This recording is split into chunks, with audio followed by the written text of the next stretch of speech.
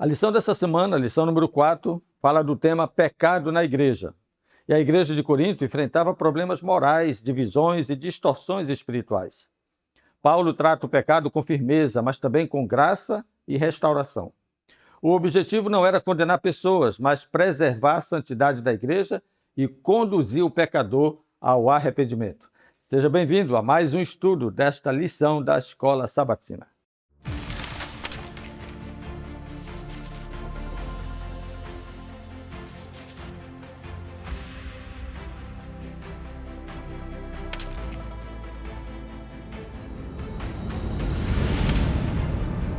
Amar é mais do que saber, é viver pelo outro.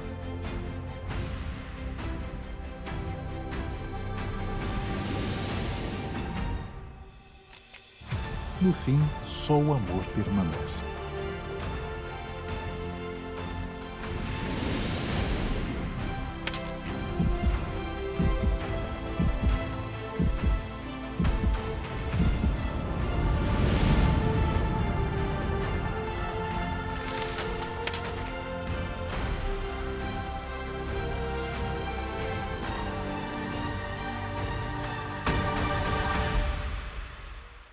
Essa lição 4, essa aqui, vai mexer um pouquinho, hein? Pecados na igreja. Olha, o verso para memorizar, ele já nos convida a uma reflexão. Do tipo assim, ó, será que vocês não sabem que o corpo de vocês é santuário do Espírito Santo? E aí, dá para ter pecado dentro do santuário do Senhor? Pense sobre isso. Será que vocês não sabem que o corpo de vocês é santuário do Espírito Santo, que está em vocês, falando do Espírito Santo, e que vocês receberam de Deus, falando do Espírito Santo, e que vocês não pertencem a vocês mesmos, falando de você? Porque vocês foram comprados por preço. Agora, pois, glorifiquem a Deus no corpo de vocês. Essa é uma versão da Nova Almeida atualizada. Vai divergir um pouquinho dessa versão que você está acostumado, Almeida Revista Atualizada. Mas olha só, o tema desse verso, ele nos remete a uma relação espiritual na pessoa do Espírito Santo. Primeiro, o meu corpo se tornou um santuário onde o Espírito Santo habita, uma propriedade de Deus. Aliás, lá em Pedro, na carta de Pedro, fala que nós somos propriedade exclusiva de Deus. Ok? Fomos chamados e somos propriedade. Esse texto aqui de Coríntios reafirma que nós fomos comprados por preço. Que preço foi esse? A mensagem da cruz, a lição número 2, se você revisar, você vai lembrar. A mensagem da cruz. Cristo crucificado pagou o preço, nos comprou. Ele assim, disse assim, ó, eu não sei se você vai querer me pertencer, mas eu já paguei o preço. O preço está pago. Agora é só você me aceitar como Senhor. Mas eu já te comprei. Ok? E é importante que você saiba disso. Ele nos comprou, mas ele não tomou posse. Ele apenas nos comprou. Ele nos deu o direito de pertencer a ele. A escolha de aceitá-lo como Senhor é nossa. Agora, no momento que você aceita, você se torna santuário do Espírito Santo. Então, é esse o processo. Eu preciso entender o seguinte, que o Espírito Santo na minha vida me leva a um compromisso de santidade. O que pode sugerir que uma vida de pecado é uma vida com ausência do Espírito Santo. Porque luz e trevas não combinam. A natureza pecaminosa vai continuar existindo até que Cristo volte. Agora, a prática do pecado é a ausência do Espírito. A prática do pecado é a ausência do Espírito Santo na nossa vida. Então, devido a isso, eu preciso entender. Cristo pagou o preço, Ele tem a solução para o meu problema, eu aceitei a solução na minha vida. A partir de agora, que eu viva sob o cuidado dEle. Por isso que Ele colocou o Espírito Santo dentro de nós. São 3 os temas da lição para essa semana. Os perigos de racionalizar o pecado, o fundamento bíblico do casamento e resolução de conflitos. Vamos avançar então? Dentro dessa temática, os perigos de racionalizar o pecado, 3 tópicos podem nortear a sua abordagem nesses 10 minutos que são uma espécie de introdução ao tema da interação. Primeiro, quando nós toleramos o pecado, ele contamina a igreja. Lá em Corinto havia imoralidade escandalosa sendo aceita pela igreja. Veja, isso é um problema sério. Paulo compara o pecado ao fermento que leveda toda a massa. O problema não era apenas o pecado, mas a normalização dele. Se tornou natural. Sabe aquela coisa? Eu vou usar uma metáfora aqui, só para vocês entenderem. O cachorro mija na sua casa. Você não faz nada. Logo, logo, você se acostuma com o odor do mijo. E você acha a coisa mais natural. Você tem um cachorrinho? Eu tenho um cachorrinho, por isso que eu estou falando disso. Se ele fica fazendo xixi e cocô na nossa casa e a gente não faz nada, logo, logo, é natural o cheiro do xixi e do cocô. Ninguém vai mais nem notar. Até um dia que o seu amigo, o seu convidado entra na sua casa e diz: ih, rapaz, o negócio aqui tá feio, hein? Só tá xixi de cachorro. Entenderam? Então, o problema de nós nos acostumarmos com o pecado na igreja, de normalizar, deixar natural, é que a gente não vai mais nem sentir o efeito dele na igreja, até que alguém chegue e diga: eita, essa igreja é de Deus mesmo? Então, veja, nós precisamos entender que a tolerância ao pecado é um problema. Quando a igreja perde a sensibilidade espiritual, começa a chamar o pecado de fraqueza, de cultura ou do pleno exercício da liberdade. Sabe aquela coisa do tipo assim, se acomodar com o pecado? Achar que apenas, não, isso aqui não é pecado não, isso aqui é costume, todo mundo faz. Ou do tipo assim, a carne é fraca, né? Essa história da carne é fraca é um problema na igreja. O Espírito de Deus é forte. Veja, a falsa ideia da liberdade cristã é um outro problema, é um outro perigo, quando a gente racionaliza o pecado. Todas as coisas me são lícitas, disse Paulo, mas nem todas me convêm. O problema é que a igreja fica pensando, alguns ficam pensando só na primeira parte do verso. Tudo é lícito, tudo é lícito, tudo é lícito. Mas a segunda parte do verso, ele coloca limite. Nem tudo convém. Então, alguns usavam a graça como desculpa para práticas pecaminosas. E ainda no dia de hoje a gente vê isso. A graça do Senhor nos basta. A graça do Senhor nos basta. E aí vai para a desgraça do pecado, achando que pecar e tomar remédio resolve. Veja, esse é um perigo. Nós precisamos entender que fizemos uma escolha. E daqui a pouco, essa ideia do casamento vai nos ajudar muito.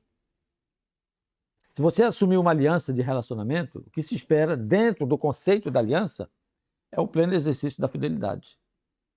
Se você fez um concerto com Deus, uma aliança com Deus, dentro desse conceito de aliança, o que é que se espera? Fidelidade. Fidelidade. Vamos lá. A liberdade cristã não é licença para pecar. Uma coisa é a liberdade que temos, a outra coisa é a libertinagem que alguns têm. A libertinagem não respeita regras. A liberdade, ela escolhe obedecer por causa das regras. O corpo, não esqueçam, pertence ao Senhor. Nem tudo que é aceito socialmente é aprovado por Deus. Cuidado com a ideia de que a maioria está certa. Não é bíblico isso aqui, tá? A maioria vai se perder. Largo e espaçoso é o caminho que conduz à perdição e muitos acertam por ele. Então não use referência, eu vou fazer porque está todo mundo fazendo. Sim, se todo mundo estiver errado. Então a maioria não é sinal de segurança para uma boa escolha. A palavra de Deus é o melhor referencial. A vontade do Senhor é o melhor referencial. Terceiro tópico, santificação é a vontade de Deus. Pois esta é a vontade de Deus, a vossa santificação. Deus chama seu povo à pureza e rejeitar a santificação é rejeitar o próprio Deus. A igreja precisa amar o pecador, mas não pode negociar os princípios bíblicos. Uma coisa é uma coisa, outra coisa é outra coisa. A gente abraça o pecador, mas não pode aceitar o pecado. Segundo tópico, o fundamento bíblico do casamento. Vou dar uma acelerada aqui, hein?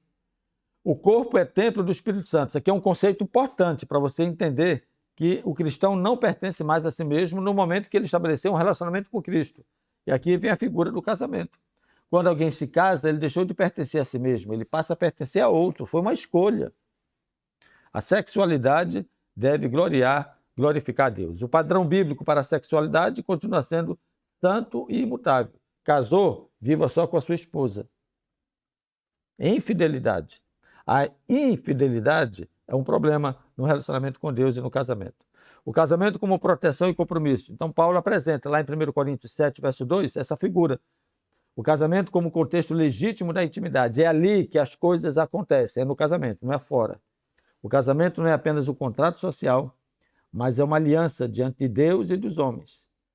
Essa é a nossa relação também com Cristo. Uma relação que envolve uma aliança com Deus e com os homens. O princípio do cuidado mútuo. 1 Coríntios 7, 3 a 5. O relacionamento conjugal deve ser marcado por amor, respeito e entrega. E quando há egoísmo no relacionamento, você sabe, você é casado ou casada, se há egoísmo no relacionamento, nós temos um problema, já nos separamos dentro do lar.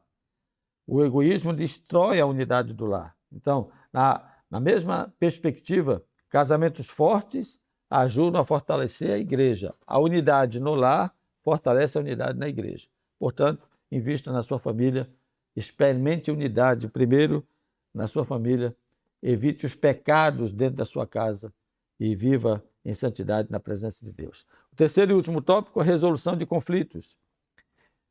Evitar escândalos públicos desnecessários. Crentes lá em Corinto estavam levando os irmãos aos tribunais.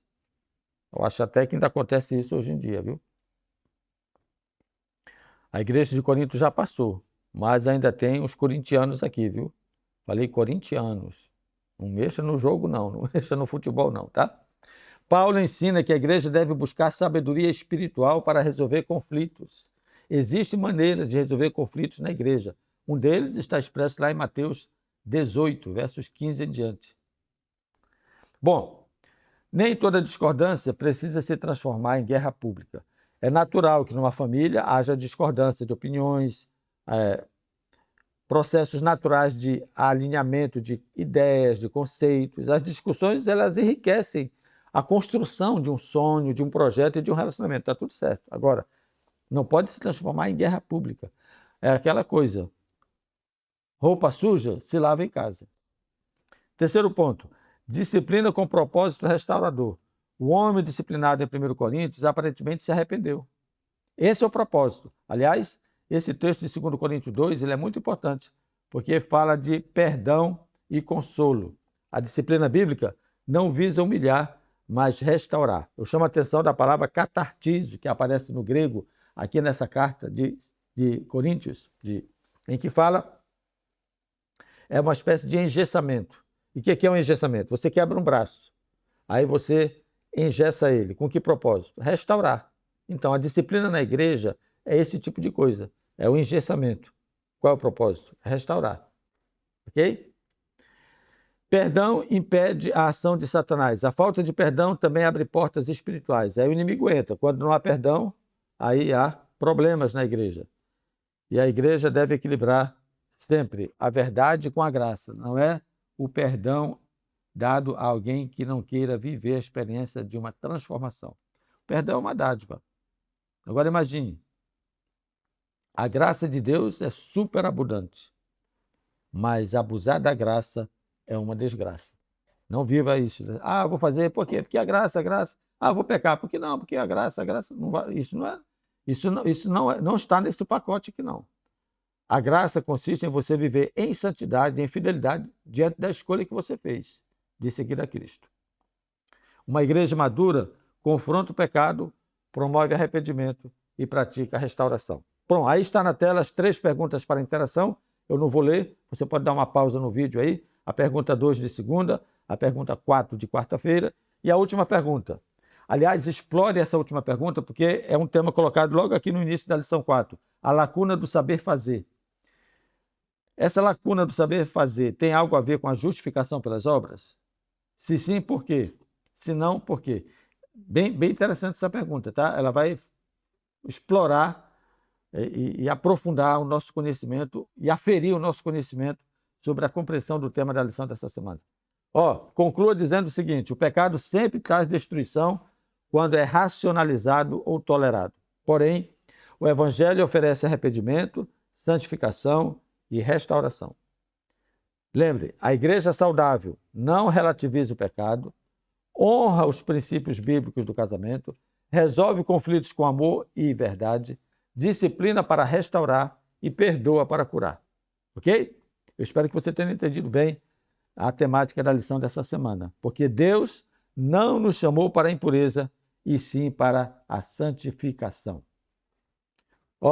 Diante desse chamado, tudo para a glória de Deus, é o tema da lição da próxima semana. Quem vive em santidade, realiza as coisas para a glória de Deus. Eu espero você na próxima semana. Até lá!